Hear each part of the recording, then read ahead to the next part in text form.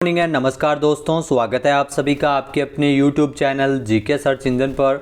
आज है 29 नवंबर और 29 नवंबर से रिलेटेड राजस्थान करंट अफेयर्स के जितने भी इम्पोर्टेंट क्वेश्चन हैं सभी हम इस वीडियो में डिस्कस करने वाले हैं। तो पूरा वीडियो बहुत ध्यान से देखना और वीडियो के एंड में मैं आपसे क्वेश्चन पूछूंगा जिसका आंसर आपको कमेंट बॉक्स में देना है। कल के वीडियो में मैंने आपसे क्वेश्चन पूछा था जो था हाल ही में G20 की आयोजित होने वाली 200 बैठकों में से स्किल डेवलपमेंट और रोजगार के नए प्रारूप पर चर्चा करने के लिए राजस्थान के किस जिले में बैठक का आयोजन किया जाएगा। तो इसके लिए जोधपुर में बैठक आयोजित होगी, यानी कि बी ऑप्शन इसका बिल्कुल सही था। जिन दोस्तों ने बी ऑप्शन कमेंट बॉक्स में सही जवाब दिया था उनको हार्दिक शुभकामनाएं। G20 की मीटिंग्स राजस्थान में जोधपुर, जयपुर और उदयपुर में आयोजित की जाएगी, लेकिन जोधपुर में होने वाली जो मीटिंग है जिसमें स्किल डेवलपमेंट और रोजगार के नए प्रारूप पर चर्चा होगी, तो वो बैठक राजस्थान के जोधपुर में अगले साल 2 से लेकर 3 फरवरी तक आयोजित की जाएगी। इस बार G20 देशों की समूह की मेज़बानी है वो अपना देश भारत कर रहा है और G20 की 200 बैठकों का आयोजन है वो देश भर में किया जाना है। हालांकि इससे पहले दिसंबर में उदयपुर की जो बैठक होगी, पहली शेरपा बैठक G20 की, वो उदयपुर में होने वाली है। G20 के राष्ट्राध्यक्षों का जो शिखर सम्मेलन है वो अगले साल सितंबर माह में किया जाएगा। इसके लिए कई शहरों में G20 देशों के जो प्रतिनिधि है वो अलग अलग बैठक का आयोजन है वो करेंगे, जिसमें राजस्थान के जोधपुर, उदयपुर और जयपुर में इन बैठकों का आयोजन होना है। G20 को ग्रुप ऑफ 20 भी कहते हैं। यह यूरोपियन संघ और 19 देशों का अनौपचारिक समूह है और इसकी स्थापना 1999 में की गई थी। चलिए स्टार्ट करते हैं आज के करंट अफेयर्स। पहला क्वेश्चन है, हाल ही में राजस्थान में उद्योग विभाग की ओर से 56 भोग 2022 फूड फेस्टिवल का आयोजन कब किया जाएगा। तो राजस्थान में उद्योग विभाग की ओर से 56 भोग 2022 फूड फेस्टिवल का आयोजन है वो 9 से लेकर 12 दिसंबर तक होगा, यानी कि बी ऑप्शन इसका बिल्कुल सही है। आइए जानते हैं इम्पोर्टेंट फैक्ट्स। तो उद्योग विभाग की ओर से राजस्थान में 9 से लेकर 12 दिसंबर तक 56 भोग 2022 फूड फेस्टिवल का आयोजन किया जाएगा। इस दौरान प्रदेश के सभी जिलों के प्रसिद्ध व्यंजनों की स्टॉल है वो जयपुर में लगाई जाएगी।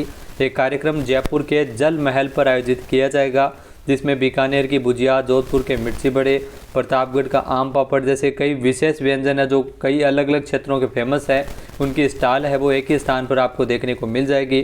तो जायका आमजन को एक ही परिसर में उपलब्ध करवाए जा सके, इसीलिए इस 56 भोग 2022 फूड फेस्टिवल का आयोजन है वो 9 से लेकर 12 दिसंबर तक जयपुर में किया जाएगा। इसके अलावा उद्योग विभाग की ओर से इसका आयोजन किया जा रहा है। तो राजस्थान हाट जल महल में चलने वाले इस फेस्टिवल में प्रदेश के सभी जिलों के मशहूर खाद्य उत्पाद, मसाले, मिठाइयाँ, रसोई से संबंधित बर्तनों के संबंधित स्टॉल है वो यहाँ पर लगाई जाएगी। अगला क्वेश्चन है, हाल ही में पुलिस कर्मियों को साप्ताहिक अवकाश मिलने की शुरुआत राजस्थान के किस जिले से की गई है। तो राजस्थान में पुलिस कर्मचारियों को अब साप्ताहिक अवकाश भी मिलेगा और इसकी शुरुआत है वो राजस्थान के अजमेर से की गई है, यानी कि बी ऑप्शन इसका बिल्कुल सही है। आइए जानते हैं इम्पोर्टेंट फैक्ट्स। तो राजस्थान के करीब 1 लाख से अधिक पुलिस कर्मियों को साप्ताहिक अवकाश मिलना शुरू हो गया है। इसकी पहले शुरुआत अजमेर से की गई है और उसके बाद अगले महीने से सभी जिलों में इसे लागू किया जाएगा। पुलिस कर्मियों को साप्ताहिक अवकाश देने की मंशा से अजमेर के गेगल थाने को पायलट प्रोजेक्ट के लिए चुना गया था। जी हाँ, अजमेर का जो गेगल थाना है वहाँ से इसकी शुरुआत की गई है। गेगल थाने में जो प्रायोगिक तौर पर जो साप्ताहिक अवकाश है जिसकी व्यवस्था 28 नवंबर से शुरू की गई थी अजमेर ज़िला, और उसके बाद में पूरे प्रदेश में इसे लागू किया जाएगा अगर ये सफलतापूर्वक लागू होती है। तो इसमें पुलिस थाने में 28 नवंबर को पुलिस के जवानों को साप्ताहिक अवकाश दिया गया था। साप्ताहिक अवकाश योजना 28 नवंबर से थाने चौकी पर यह लागू की गई है। आपको बता दें कि जो नए डीजीपी बने हैं राजस्थान के उमेश मिश्रा, उन्होंने 24 नवंबर को अजमेर यात्रा में पुलिस थानों में तैनात जवानों के विपरीत और कठिन परिस्थितियों में ड्यूटी करने और पुलिस अधिकारियों पर साथ ही साथ चर्चा की गई थी। पुलिस कर्मियों को राजकार्य के साथ साथ स्वास्थ्य, परिवार एवं सामाजिक चुनौतियों का सामना करना पड़ता, तो इसको देखते हुए साप्ताहिक अवकाश की व्यवस्था है वो लागू की जा रही है। नेक्स्ट है, हाल ही में जयपुर में बाल गोपाल और फ्री स्कूल यूनिफॉर्म योजना की वर्चुअली शुरुआत मुख्यमंत्री अशोक गहलोत द्वारा कब की जाएगी। तो इस योजना की वर्चुअल रूप से शुरुआत सीएम अशोक गहलोत 29 नवंबर को करेंगे, यानी कि बी ऑप्शन इसका बिल्कुल सही है। आइए जानते हैं इम्पोर्टेंट फैक्ट्स। तो राजस्थान के मुख्यमंत्री अशोक गहलोत 29 नवंबर को जयपुर से बाल गोपाल योजना और इसके अलावा फ्री स्कूल यूनिफॉर्म योजना को वर्चुअल रूप से लॉन्च करने जा रहे हैं। इसमें 70 लाख से ज़्यादा स्टूडेंट्स को फ्री दूध और स्कूल ड्रेस है वो वितरित की जाएगी। पहले बाल गोपाल योजना और फ्री स्कूल ड्रेस योजना को 15 नवंबर से जयपुर के एसएमएस स्टेडियम में शुरू किया जाना था, लेकिन 14 नवंबर को कार्यक्रम रद्द कर दिया गया था। बता दें कि सरकार की इस योजना में सरकारी स्कूलों में कक्षा 1 से लेकर 8वीं तक के करीब 70 लाख बच्चे हैं वो इससे लाभान्वित होंगे। तो जो सरकार की योजना है बाल गोपाल योजना, जिसके तहत कक्षा 1 से लेकर 5वीं तक के बच्चों को 150 लीटर और 6 से लेकर 8वीं तक के बच्चों को 200 मिलीलीटर इसमें मिल्क पाउडर से बने दूध को वितरित किया जाएगा बच्चों को, और हफ्ते में 2 दिन ये गर्म दूध है वो बच्चों को पिलाया जाएगा। सरकार द्वारा स्कूलों में जो ये दूध योजना है, जो राजस्थान कोऑपरेटिव डेयरी फेडरेशन की मदद से इसमें दूध है वो पहुंचाया जाएगा बच्चों को। शिक्षा विभाग की ओर से बताया गया है कि प्रदेश के 64,479 सरकारी स्कूलों के कक्षा 1 से लेकर 8वीं तक के जो पढ़ने वाले बच्चे हैं, जिसमें 67 लाख से अधिक बच्चों को फ्री स्कूल यूनिफॉर्म फैब्रिक के 2 सेट दिए जाएंगे। वह यूनिफॉर्म सिलवाने के लिए हर स्टूडेंट के खाते में 200 रुपये की राशि भी डाली जाएगी। अगला क्वेश्चन है, हाल ही में डूंगरपुर जिले में मावजी महाराज का म्यूजियम बनाने के लिए केंद्रीय संस्कृति मंत्री अर्जुन राम मेघवाल ने कितने करोड़ रुपए की घोषणा की है? तो ये ध्यान रखना, डूंगरपुर में मावजी महाराज का म्यूजियम बनवाने के लिए केंद्रीय संस्कृति मंत्री अर्जुन राम मेघवाल जो बीकानेर से संबंधित है, इनके द्वारा 10 करोड़ रुपए की घोषणा इसके लिए की गई है, यानी कि बी ऑप्शन इसका बिल्कुल सही है। आइए जानते हैं इंपॉर्टेंट फैक्ट्स। तो राजस्थान के डूंगरपुर जिले में मावजी महाराज का म्यूजियम बनाने के लिए केंद्रीय संस्कृति मंत्री अर्जुन राम मेघवाल ने 10 करोड़ रुपए की घोषणा की है इसके लिए। साथ ही साथ इसमें 8 करोड़ रुपए केंद्र सरकार द्वारा और 2 करोड़ रुपए राज्य सरकार इसके लिए देगी। साथ ही देश की सभी यूनिवर्सिटी में मावजी महाराज की जो गौरव गाथा को शामिल किया जाएगा। म्यूजियम में मावजी महाराज का अवतार, उपदेश दिए हुए भविष्यवाणियों का जो पूरा विवरण डिजिटल माध्यम में बताया जाएगा। वागड़ के महान संत थे जो मावजी महाराज, ये प्रदेश के आपको बता दें कि साबला गांव डूंगरपुर में इनका जन्म हुआ था, और संत मावजी स्वच्छ समुदाय के प्रवर्तक थे, और संत मावजी को श्री कृष्ण का निकलंकी अवतार माना जाता है। उनकी आवाज़ को चोपड़ा कहा गया। इन्होंने कई भविष्यवाणियाँ भी की है मावजी महाराज, जो डूंगरपुर के प्रसिद्ध संत थे। नेक्स्ट क्वेश्चन है, हाल ही में राज्य स्तरीय वेट लिफ्टिंग प्रतियोगिता का आयोजन राजस्थान में कहाँ किया गया था? तो राजस्थान में राज्य स्तरीय वेट लिफ्टिंग प्रतियोगिता का आयोजन किया गया था जयपुर में, यानी कि बी ऑप्शन इस क्वेश्चन का बिल्कुल सही है। आइए जानते हैं इंपॉर्टेंट फैक्ट्स। तो राजस्थान के जयपुर में राज्य स्तरीय वेट लिफ्टिंग प्रतियोगिता का आयोजन है वो हाल ही में किया गया था। 28 नवंबर को इस प्रतियोगिता के समारोह में जो विजेता खिलाड़ियों को पुरस्कृत भी किया गया था। समापन समारोह आयोजित हुआ था 28 नवंबर को। जयपुर डिस्ट्रिक्ट वेटलिफ्टिंग एसोसिएशन की ओर से आयोजित इस प्रतियोगिता को जो आयोजन है वो union football ground Ramniwas Bagh Jaipur में किया गया था। प्रतियोगिता में 350 से अधिक अंतर्राष्ट्रीय, राष्ट्रीय और राज्य स्तर के प्रतिभागी इसमें शामिल हुए थे। 54वीं पुरुष और 34वीं महिला भारोत्तोलन प्रतियोगिता में सीनियर स्टेट जो वेट लिफ्टिंग चैंपियनशिप के विजेता जो इसमें शामिल होंगे। इस प्रतियोगिता में जो विनर है, इस जो राज्य स्तरीय प्रतियोगिता में जीते हुए खिलाड़ी है, वो इन प्रतियोगिताओं में शामिल होने वाले हैं। जो तमिलनाडु में राष्ट्रीय प्रतियोगिता होगी उसमें भी भाग लेंगे। नेक्स्ट है, हाल ही में प्रदेश का पहला सैंड आर्ट पार्क राजस्थान के किस जिले में खोला जाएगा? तो ये ध्यान रखना, प्रदेश का पहला सैंड आर्ट पार्क है वो राजस्थान के अजमेर में खोला जाएगा, यानी कि सी ऑप्शन इसका बिल्कुल सही है। आइए जानते हैं इंपॉर्टेंट फैक्ट्स। तो राजस्थान में जल्द ही रेत की बनी कलाकृतियां देखने को मिल सकेगी। सीएम अशोक गहलोत ने जो सैंड आर्ट को बढ़ावा देने के उद्देश्य से देशी विदेशी पर्यटकों को आकर्षित करने के उद्देश्य से प्रदेश में सैंड आर्ट पार्क बनाने का फैसला लिया है। और जो प्रदेश का पहला सैंड आर्ट पार्क है वो अजमेर जिले की विश्वविख्यात टेम्पल सिटी पुष्कर में बनाया जाएगा।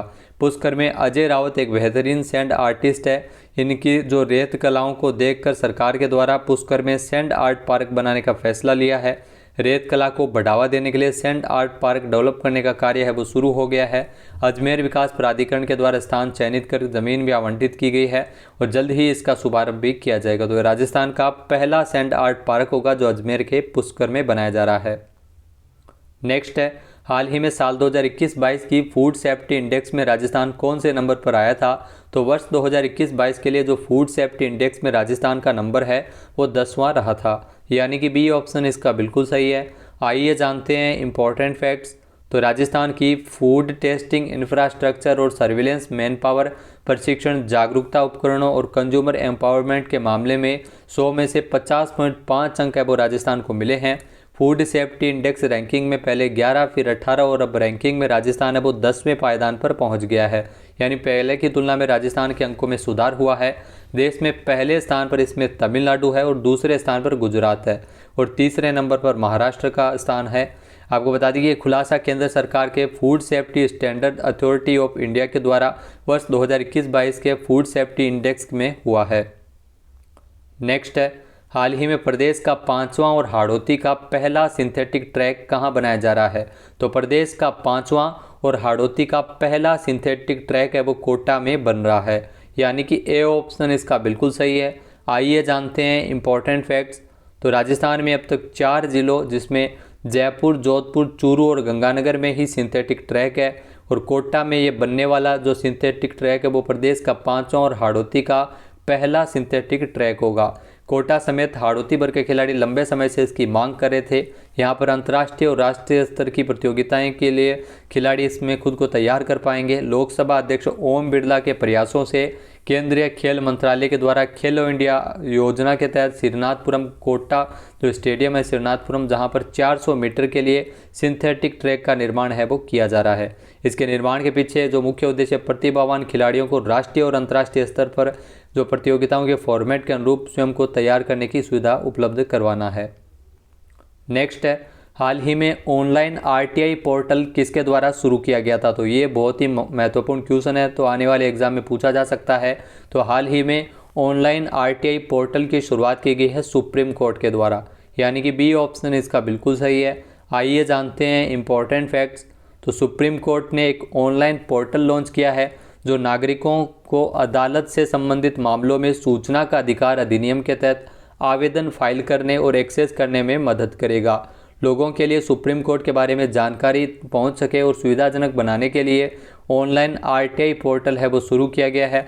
अब तक सर्वोच्च न्यायालय में आरटीआई आवेदन केवल डाक के माध्यम से ही दायर किए जा सकते थे, लेकिन अब इसे ऑनलाइन कर दिया गया है। सूचना का अधिकार कानून 15 जून 2005 को इसे अधिनियमित किया गया था और पूर्णतया इसे 12 अक्टूबर 2005 को संपूर्ण धाराओं के साथ लागू कर दिया गया था।